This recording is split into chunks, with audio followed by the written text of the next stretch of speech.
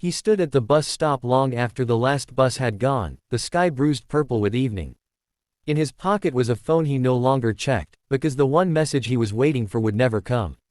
He remembered how her laughter used to echo in this very place, how they once planned a future that felt unbreakable. When the cold finally pushed into his bones, he realized he was not waiting for her anymore. He was waiting for himself. He walked home slowly, every step lighter than the last, carrying grief that no longer owned him. She learned about her father's death from a stranger's voice on a crackling line. The world did not pause. Cars moved, birds flew, life continued with cruel indifference. At the funeral, she touched his old jacket and smelled oil and dust, memories flooding back. That night, alone, she cried until exhaustion took her. In the quiet that followed, she felt something unexpected: strength. She whispered goodbye, not as a daughter abandoned, but as a woman ready to live without fear. Rain soaked his clothes as he waited outside the hospital. Doctors passed without meeting his eyes. When they finally spoke, their words were gentle but final. He went home to an empty room filled with her things. He held her scarf and breathed in what remained of her. Weeks later, he began cooking again, talking to her memory as if she were still there. Love, he learned, does not end. It simply changes shape. She found the letter hidden inside an old book, written years before he disappeared. His handwriting trembled with regret and hope. Each line peeled away her anger, revealing grief beneath it. She never found him, but she forgave him. Standing by the river where they last argued, she let the letter dissolve in water and felt peace settle in her chest. He had always been the quiet one, unnoticed in every room. When his mother fell ill, he became everything at once: son, nurse, protector. On the night she died, he felt himself break open. At the funeral, he spoke for the first time, his voice shaking yet strong. People listened. In loss, he discovered his own voice. She returned to her childhood home after 20 years. The walls were smaller, the silence louder. In her old bedroom, she found drawings of dreams she once had. She cried for the girl she used to be, then smiled. Leaving the house, she carried those dreams forward, no longer afraid to chase them. He met her on a train going nowhere special. Conversation flowed easily, like something remembered rather than new. When they parted, he felt an ache he thought he had buried years ago. Love had found him again, quietly, without asking permission. She watched her reflection age day by day, lines tracing stories of sacrifice. One morning, she dressed up for herself alone and walked into the sun. For the first time, she felt beautiful without needing approval. He buried his best friend under a sky too blue for grief. Guilt gnawed at him for surviving. Months later, he ran the marathon they once dreamed of. At the finish line, tears streamed down his face, grief and gratitude entwined. She sang at her mother's bedside, voice breaking. When the room finally fell silent, she felt empty and full all at once. Music became her way of speaking to the dead, and through it, she healed. He lost everything in a fire except a photograph of his family. Rebuilding was slow and painful. On the day he hung that photo in his new home, he understood that home was never about walls. She waited years for an apology that never came. One day, she forgave without it. The release felt like breathing after drowning. He returned from war with invisible wounds. Nightmares haunted him. With time, therapy, and patience, he learned that survival was not weakness. It was courage. She stood on stage, trembling, sharing her story of loss and survival. When the applause came, she cried, not for the recognition, but because she was no longer ashamed. He spent years chasing success, only to find emptiness at the top. When he went back to his hometown, he found joy and simplicity in being known. She held her newborn and felt fear unlike anything before. In that moment, she promised to be braver than her past. Love gave her a new beginning. At the end, each of them learned the same truth in different ways. Pain does not disappear, but it can lead us home too. The first time Ion noticed the crack in the wall, he thought it had always been there.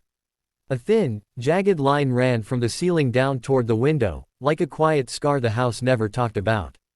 He stood in the small bedroom where he had grown up, the air thick with dust and old memories, and realized that the crack was new. Or maybe it had grown, slowly, the way pain does when no one is watching. He had come back after 12 years, carrying a single bag and a heart that felt heavier than anything he owned. The city outside had changed. New roads cut through old neighborhoods, glass buildings replaced corner shops, and strangers walked with the confidence of people who believed they belonged. Ion did not feel that confidence. He felt like a guest in his own past. His mother's funeral had ended an hour ago. People had left one by one, offering condolences that blurred together into a soft, meaningless noise. He had nodded, thanked them, held himself upright through sheer will. Only now, alone in the house, did his body finally remember how to collapse. He sat on the edge of the bed and pressed his palms into his eyes. The room smelled faintly of rose water and medicine. His mother's presence was everywhere, not as a ghost, but as a weight. The way she used to sit near the window in the afternoons.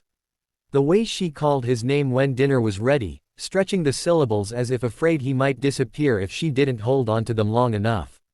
He hadn't been there when she died. That thought cut deeper than anything else. The phone call had come too late, crossing oceans and time zones with cruel slowness. By the time he landed, by the time he ran through the hospital corridors with his lungs burning, she was already gone.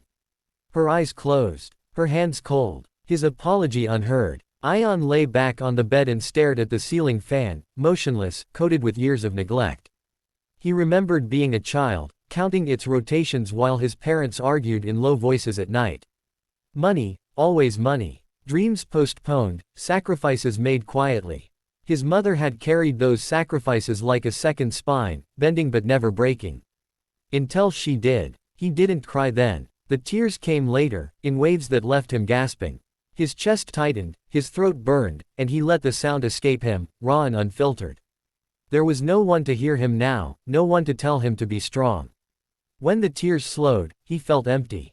Not peaceful, just hollow. In the days that followed, Ion moved through the house like a shadow.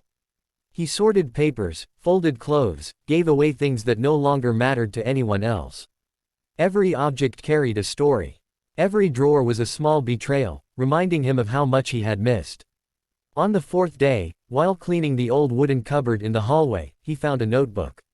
It was tucked behind a stack of yellowed bills, its cover faded, corners bent. He recognized it immediately. His mother's handwriting filled the pages, neat but tired, slanting slightly to the right. His hands trembled as he opened it. The first pages were lists. Groceries. Expenses. Reminders. Then, slowly, the lists turned into sentences. Today Ion called. His voice sounded far away, like he was speaking from inside a tunnel. I told him I am fine. Mothers lie like that. He swallowed hard. I dreamed of him last night. He was small again, running toward me with scraped knees and tears. I woke up before I could reach him. Page after page, her private thoughts unfolded. Her worries, her pride, her loneliness. She wrote about his father, gone too soon, about nights when the house felt too big, about prayers whispered in the dark. And she wrote about him. I don't regret letting him go. Even if it hurts, even if I miss him every day. A child's wings are not meant to be clipped. Ion closed the notebook and pressed it to his chest. 4. The first time since her death, something shifted inside him. The guilt didn't disappear, but it changed shape. It softened, just enough to let something else through. Understanding. That night, he dreamed of her. She stood in the kitchen, younger, healthier, stirring a pot on the stove. She turned and smiled at him, the way she always did when he came home late. You look tired, she said. So do you, he replied. She laughed, a sound that filled the room with warmth. When he woke up, his pillow was wet, but his heart felt strangely steady. On the 7th day, he met Sarah. She was at the old bookstore near the bus stop, the one that somehow survived the city's transformation. Ion went there out of habit, seeking familiarity. He found her sitting on the floor between two shelves, surrounded by books, her hair tied back carelessly, glasses slipping down her nose. Excuse me, he said softly. I think that's the section I'm looking for. She looked up, startled, then smiled. Sorry. I get carried away. He smiled back before he could stop himself. It felt unfamiliar, like using a muscle that had been dormant for too long. They talked, at first about books, then about nothing and everything. She had grown up in the same neighborhood.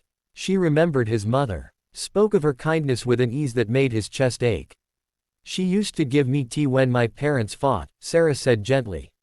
She had a way of making silence feel safe. Ion nodded, unable to speak. They began meeting every afternoon.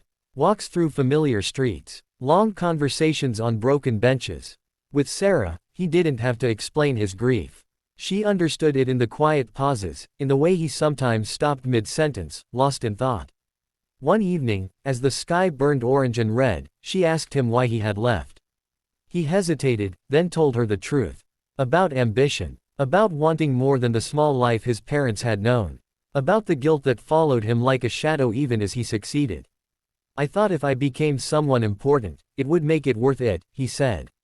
The distance. The absence. Did it? She asked. He shook his head. Not the way I imagined. She didn't judge him. She didn't offer easy comfort. She just listened. And in that listening, he felt something loosen inside him. Weeks passed. The house no longer felt like a grave. Ion fixed the broken door. Cleaned the walls. Painted over the crack, even though he knew it might return. Healing, he realized, wasn't about erasing damage. It was about learning how to live with it. One afternoon, while sorting through more of his mother's things, he found an envelope with his name on it. Inside was a single letter. My dear Ion, if you are reading this, I am no longer there to worry about you, so allow me this one last indulgence. Don't carry me like a burden. Carry me like a blessing. Live fully. Love deeply. Forgive yourself for being human. I am proud of you. Always. He read the letter again and again until the words blurred. When he finally folded it and put it back, his hands were steady. That night, he made a decision. He would stay. Not forever, perhaps, but long enough to become present again. Long enough to rebuild not just a house, but a sense of belonging he had abandoned years ago. He told Sarah over tea. She smiled, relief flickering across her face before she could hide it. I'm glad, she said. This place needs people who remember it. So do I, he replied. Months later, the crack in the wall reappeared, thin and stubborn. Ion traced it with his finger and smiled. Some things didn't need fixing. They needed acknowledgement. On the anniversary of his mother's death, he went to the bus stop where she used to wait for him when he came home from school. The sky was clear, the air cool. He closed his eyes and breathed deeply. I'm here, he whispered. And for the first time in a very long time, he felt